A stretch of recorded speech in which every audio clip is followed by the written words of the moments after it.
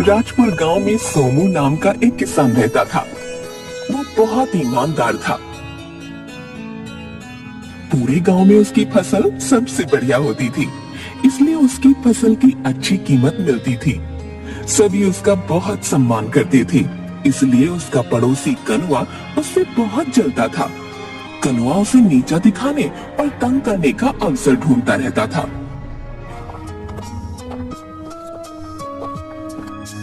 मुखिया जी, बोलो सोमू, क्या बात है, कैसे आना हुआ?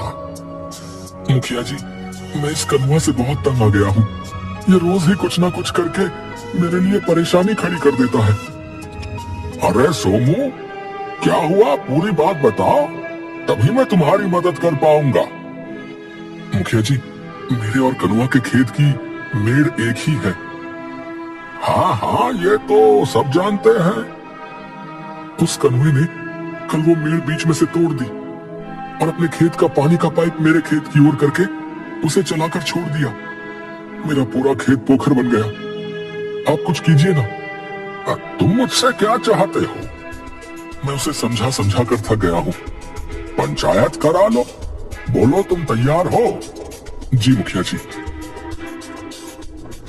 पंचायत में क्यों कनुआ, तुम काहे सोमू को रोज रोज तंग करते हो भाई? है? ये कोई अच्छी बात नहीं है। मैं तंग करता हूँ? ये आपको किसने कहा? मैं नहीं, ये सोमू मुझे तंग करता है। भगवान कसम, मुखिया जी, इसने मेरा जीना आराम कर रखा है। पर ये सोमू तो कह रहा है कि तुमने खेत की मेड़ तोड़कर पानी का पाइप इसके खेत की ओर कर दिया। मैंने मेड़ नहीं तोड़ी, और पानी को कौन रोक सकता है? वो तो बहता हुआ कहीं भी चला जाए। मुखिया जी, मेड़ इसी ने जानबूझकर तोड़ी है। ऐसे कैसे मैंने तोड़ दी? तुमने देखा मुझे तोड़ते हुए? अरे तुम तो रोज कुछ ना कुछ करते रहते हो। मुखिया जी, मैं कहता हूँ मेड़ इस सोमू ने तोड़ी है और इल्जाम मुझ पे लगा रहा है। इसका मतलब मेड़ कैसे टूटी ये तुम दोनों को नहीं पता। पर सोमू के खेत में पानी तो तुम्हारी गलती के कारण भरा ना। मुखिया जी, इसमें मेरी कोई गलती नहीं। मैं अपने खेत की सिंचाई करने के लिए पानी चलाकर चला गया था। अब पानी है, बहता हुआ चला गया इस सोमू के खेत में। पानी सीमा के बंधन में थोड़े बंधता है। बात तो तुमने बिल्कुल सही कही। पानी सीमा में नहीं बंधता। वही तो मैं भी कह रहा हूँ। पानी है, चला गया इसके खेत में, वही शोर कर रहा है। अरे नत्थू, जरा सुन। जी मुखिया जी। तेरा खेत इस कनुआ के खेत से दूसरी तरफ से जुड़ा हुआ है ना? हाँ मुखिया जी। ऐसा कर, कल तू अपने खेत का पानी का पाइप इस कनुआ के खेत की तरफ करके चलाकर भूल जा। ये क्या कह रहे हो? पानी बहता हुआ मेरे खेत में आ जाएगा? नत्थू अपने खेत में पानी चला रहा है, बहता हुआ तुम्हारे खेत में आ गया तो क्या हुआ? वो कोई बंधता थोड़े है। खबरदार नत्थू, तूने ऐसा किया तो अपनी गलती मान ले कनुआ। सब मिलकर रहोगे तभी काम चलेगा, वरना एक दूसरे का ही नुकसान करोगे। अभी माफी मांगने में ही भलाई है। इस सोमू को तो मैं बाद में देख लूंगा। अब मुझे माफ कर दो मुखिया जी, मैं आगे से ऐसा कुछ नहीं करूंगा। ठीक है सोमू। सोमू हाँ में सिर हिलाता है। सब चले जाते हैं। सोमू, तूने पंचायत में मुझसे माफी मंगवाकर ठीक नहीं किया। सबके सामने मेरी बेइज्जती करवा दी। मैं तुझसे इसका बदला जल्दी लूंगा। एक आदमी जल्दी जल्दी जाते हुए, ए भैया, कहाँ भागे जा रहे हो? जरा सुनो तो। भैया, मैं थोड़ी जल्दी में हूँ। अरे जरा रुको तो, कभी हमसे भी बात कर लिया करो। अच्छा जल्दी कहो, क्या बात है? तुम सब्जी वाले कॉन्ट्रैक्टर हो ना? हाँ, मैं शहर में सब्जी सप्लाई करता हूँ। हाँ वही। इस बार मेरी सब्जी की फसल एकदम फर्स्ट क्लास होने वाली है। अगले हफ्ते तक सब तैयार हो जाएगी। तुम खरीद लो। नाना भाई माफ करना, मैं तो इस गांव से बस सोमू भाई की सब्जी खरीदता हूँ। अरे अब की मेरी भी ले लो, मजा आ जाएगा तुमको भी। भाई तुम लोगों की सब्जी आधे दाम में भी नहीं बिकती। सोमू की सब्जी बढ़िया क्वालिटी की होती है। तिगने दाम में भी आराम से बिकती है। उनकी सब्जी की शहर में बहुत डिमांड रहती है, समझे? अच्छा चलो ठीक है, तुम सोमू की ही सब्जी खरीदो, पर मुझे भी दिमाग में रख लेना, अगर कभी जरूरत पड़े तो हाजिर हूँ। हाँ भैया जरूर, अगर ज्यादा जरूरत पड़ी तो तुमसे ले लेंगे। अभी मैं चलता हूँ, ठीक है? अरे जरूरत कैसे ना पड़ेगी, मैंने तो सोचा भी नहीं था कि इस सोमू की सब्जी तिगुने दाम में जाती है। इस बार नोट मैं गिनूंगा, बस मैं सोमू, तुझसे तो मैं अपनी बेइज्जती का बदला लेकर रहूंगा।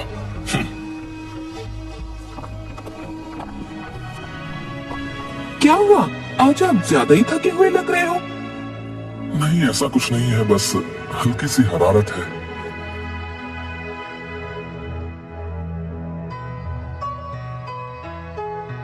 सुबह सोमू पलंग से उठा पर चक्कर खाकर गिर गया। अरे अरे क्या हुआ आपको, ये तो भट्टी की तरह तप रहा है। घबराओ नहीं, इन्हें वायरल है, इससे बहुत कमजोरी रहती है। 10 दिन बाद आराम आएगा, तब तक खूब आराम करना, और हाँ, खाने पीने का ठीक से ध्यान रखना होगा, वरना ठीक होने के बाद भी खड़े होने में कई दिन लग जाएंगे। जी डॉक्टर साहब, मैं इनका पूरा ध्यान रखूंगी। डॉक्टर के जाने के बाद सोमू पलंग से उठने की कोशिश करता है, पर वो उठ नहीं पाता। ये क्या कर रहे हो आप, सुना नहीं डॉक्टर ने क्या कहा, ये बुखार शरीर तोड़ देता है। पर काम कौन देखेगा? कोई बात नहीं, अगर इस बार नुकसान हो गया तो कोई बात नहीं, आप अपनी मर्जी से बीमार थोड़े ही हुए हो, सेहत रहेगी तो काम करोगे ना। शहर से आकर कॉन्ट्रैक्टर सोमू के पास आया। कैसे हो सोमू? ये तो उठ भी नहीं पा रहे थे, अभी कम से कम बैठ तो रहे हैं। इस बार की फसल तो, तुम्हारी सब्जियों की तो अभी तक कटाई भी नहीं हुई, इस बार देरी हो गई। कोई बात नहीं, इस बार मैं किसी और से ले लूंगा, तुम अपना ध्यान रखो भाई, सेहत है तो पूरा जहान है, समझे? कॉन्ट्रैक्टर वहां से कनुआ के पास गया। भाई तुमने कहा था ना कि तुम मुझे सब्जियों की सप्लाई करना चाहते हो। हाँ, पर आप तो बस उस सोमू से लेते हो ना। हाँ, पर इसकी तबीयत खराब है और उसकी फसल भी अभी तक खेत में लटक रही है, पता नहीं कितना टाइम लगेगा, और शहर से बहुत डिमांड आ रही है। तुम अपनी फसलें दे दो, नहीं तो मेरा बहुत नुकसान हो जाएगा। अरे नहीं नहीं, ऐसा मत कहो, मेरे होते हुए आपको कोई नुकसान नहीं होगा। आप चाहो तो मेरी पूरी की पूरी फसल उठा लो। हाँ हाँ, क्यों नहीं। वाह वाह, इस बार तो मजा आ गया, पूरी फसल डबल दाम में गई है। अगर ये सोमू ना हो तो ये कॉन्ट्रैक्टर हर बार मेरी फसल अच्छे दाम में खरीद ले। 4 दिन बाद। अब मैं थोड़ा ठीक हो गया हूँ, कल जाकर खेत से फसल कटा लेता हूँ। ठीक है, पर आप ज्यादा चिंता मत करना। अपना ध्यान तो रखना ही होगा। अगले दिन सोमू खेतों से सारी सब्जियां कटवा लेता है। दूर से अपने खेत में खड़ा कनुआ सब देख रहा था।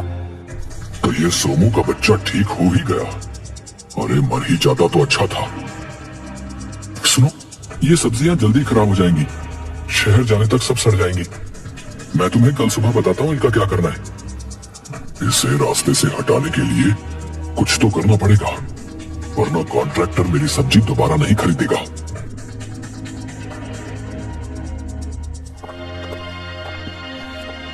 रात को कनुआ अंधेरे में कंबल ओढ़कर सबसे छिपता हुआ सोमू की सब्जियों के पास आकर खड़ा हो गया। बेटा सोमू, तेरा नाम और काम दोनों बर्बाद होने का समय आ गया है।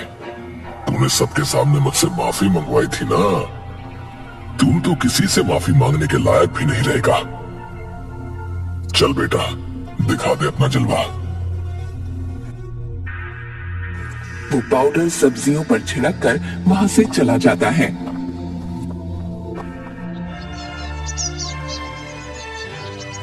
अगले दिन कनुआ घूमते हुए हाट गया। वहां 2 रेडियों पर खूब भीड़ लगी थी। उसने जाकर देखा, अरे ये दोनों मजदूर तो कल सोमू के खेत में थे, ये यहाँ सब्जी क्यों बेच रहे हैं? ओ भाई, तुम यहाँ हाट में सब्जी क्या मांग रहा है?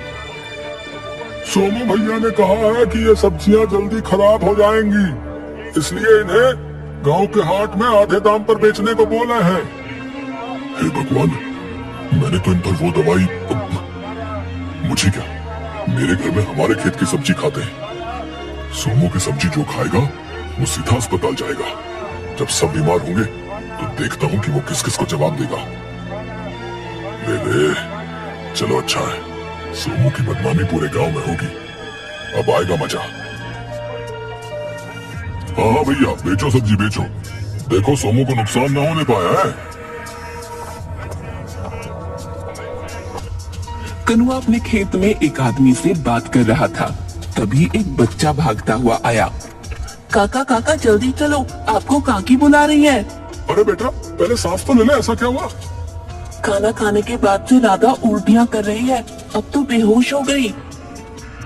क्या? राधा मेरी बच्ची, चल बेटा। मतलब सोमू के उल्टे दिन शुरू हो गए। वो खुश होता हुआ वहां से जाने लगा।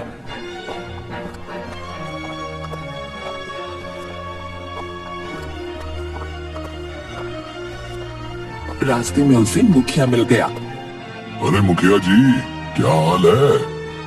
मैं तो ठीक हूँ कनवा, पर गांव में जाने आज क्या हो रहा है। खाना खाने के बाद 10 आदमी अस्पताल भर्ती हो गए हैं और कितनों के पेट में दर्द है। कुछ पता चला ऐसा क्या खाया सबने? बस इतना पता चला है कि सबने एक ही जगह से सब्जी खरीदी थी, आधे दाम में। सोमू की सब्जी भी आधे दाम में बिक रही थी। हाँ हाँ, वही, सबने वही बताया है। मुझे तो कुछ गड़बड़ लग रही है। वैसे तो ये सोमू अपनी सब्जी शहर में देता है, इस बार कुछ तो होगा जो इसने गांव में बेच दी। बताओ, इतने आदमी अचानक बीमार हो गए। मुझे भी ऐसा ही लग रहा है, उसी की शिकायत करने जा रहा हूँ। वाह, अब आएगा मजा। कनुआ घर आया तो उसकी पत्नी भागती हुई आई। सुनिए जी, मनु को कब से उल्टियां हो रही हैं, चलिए अस्पताल लेकर चलते हैं। उल्टी क्यों? क्या खिला दिया? ये भिंडी खाने की जिद कर रहा था, घर में नहीं थी तो हाट से आधे दाम वाली रेहड़ी से लेकर बना ली। चलो जल्दी अस्पताल चलो। अस्पताल में अफरा तफरी मची हुई थी। डॉक्टर साहब, मेरे बेटे को देखिए, वो बार बार बेहोश हो रहा है। देखो यहाँ सारे बेड फुल हैं, इसे किसी दूसरे गांव या शहर के अस्पताल ले जाओ। तब तक तो इसकी तबीयत और खराब हो जाएगी। डॉक्टर साहब, तुम मेरी मजबूरी समझो, हम जो दवाई दे रहे हैं उससे आराम नहीं आ रहा। टेस्ट करवाने पड़ेंगे क्योंकि पता नहीं चल रहा कि लोगों की तबीयत क्यों खराब हो रही है। अगर पता चल जाता तो शायद हम सबका इलाज यहीं कर पाते। तभी मनु गिर गया। उठ बेटा, उठना उठना बेटा, पर वो नहीं उठता। अब ये तो बहुत धीरे चल रही है। मेरी मानो से अगले 3 घंटों में बड़े अस्पताल ले जाकर इलाज करवाओ। वहां टेस्ट में बीमारी पकड़ में आने से इलाज हो जाएगा। यहाँ तो डॉक्टर साहब, मैं आपको बताता हूँ ये कौन सी बीमारी है। वो डॉक्टर साहब को सब बता देता है। अच्छा हुआ जो तुमने ठीक समय पर बता दिया, अब यही सबका इलाज हो जाएगा। डॉक्टर मनु और बाकी मरीजों को इंजेक्शन लगाता है। तभी पुलिस वाला आता है और डॉक्टर उसके साथ अंदर कमरे में चला जाता है। हाँ भाई कनवा, चल भाई, मेरे साथ चलना होगा तुम्हें। जी साहब, मैं तैयार हूँ। मुझे अपनी गलती का एहसास हो गया है। तभी मुखिया जी और सोमू भी वहाँ आ गए। लेकिन कनवा, तुमने ऐसा गलत काम किया क्यों? मुखिया जी, मेरी मती मारी गई थी।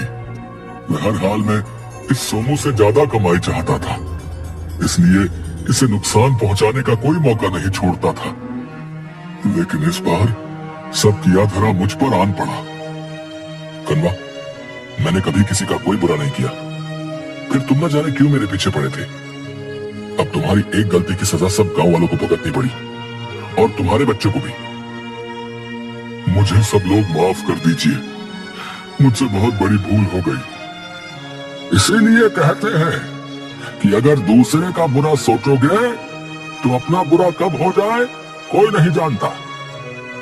सोमू ने हमेशा सबका भला सोचा, तो कर भला तो हो भला।